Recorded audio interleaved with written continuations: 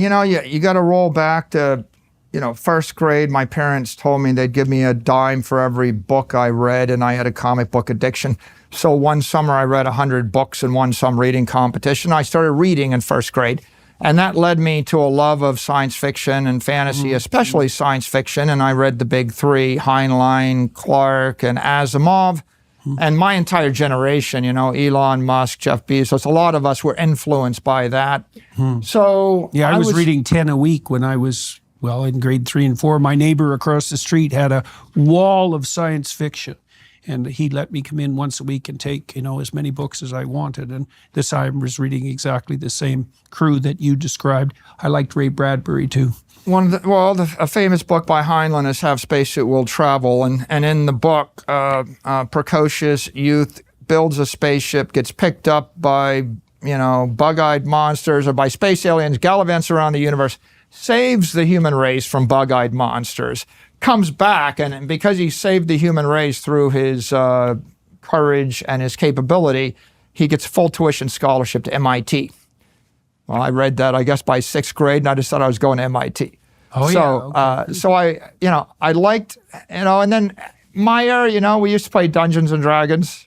We used to do board games. We play all these simulation games, and when you play these games, they give you a 64-page set of rules and a set of dice, and you're creating a simulation of a naval battle or an army battle or whatever it might be. That was just before computers got big.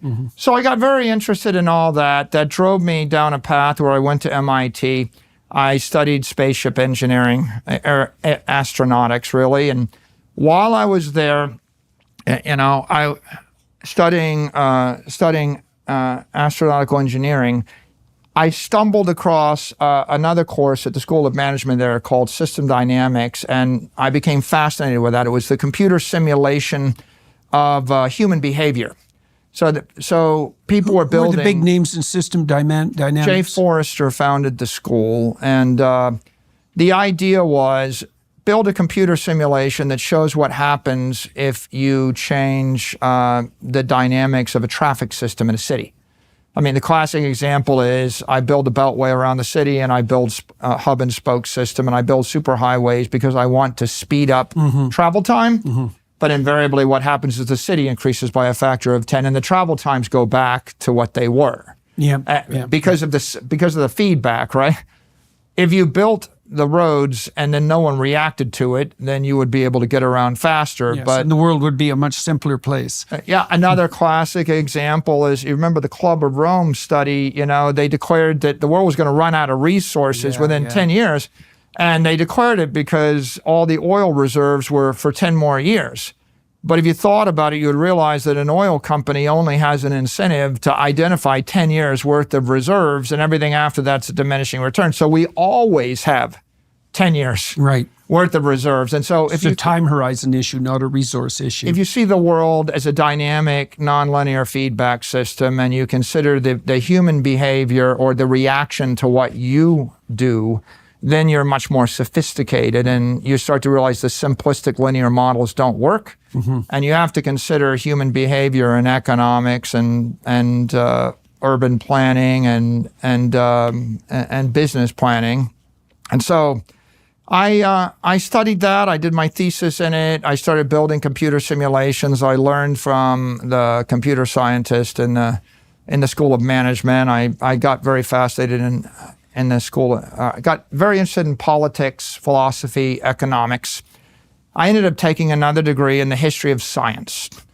And, as I studied... Where did you take that? At MIT. It was at MIT too. So at the same time. When were you there? 1983 to 1987.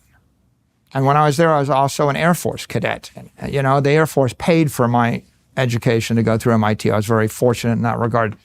So this is all just backstory, but I had the background as a cadet and a commissioned officer in the Air Force. I grew up on Air Force bases my entire life. My father was career non-commissioned officer, so I lived on military bases. Moved a lot. So I saw the world. I had the science fiction background. I had the Dungeons and Dragons, the fantasy background. I got very interested in the history of science. That's all about paradigm shift. You know, how do people embrace new ideas, whether it's the Copernican revolution or whether it's relativity and Einstein's ideas, or whether it's quantum physics, or whether it's what happens when I introduce railroads or electricity or crude oil or radio. How does it change the culture? How does it change the politics? How does it change the economics of the civilization? So that was my academic background. So I always was fascinated by science and technology. I was surrounded by technologists at MIT.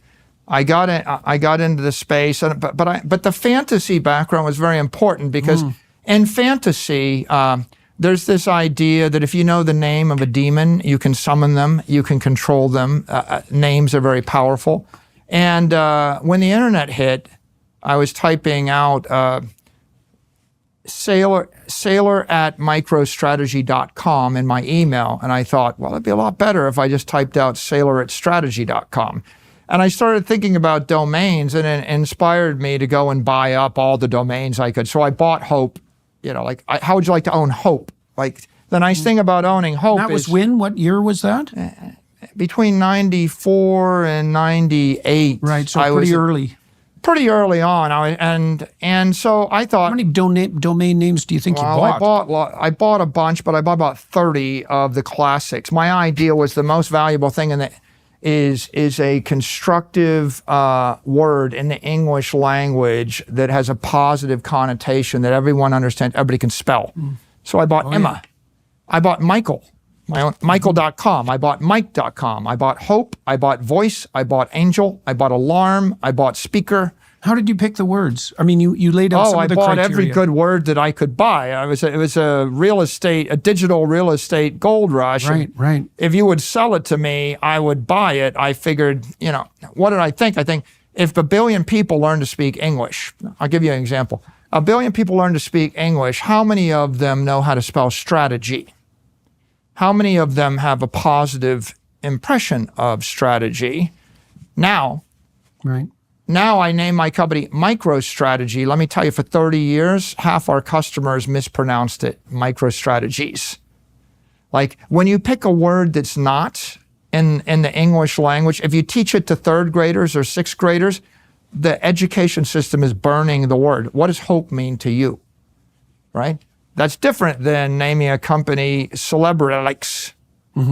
Celebrelix is not a word we can spell, and it's not a word that has a meaning, but Hope, Angel. It's a pretty strange opportunity to be able to buy words.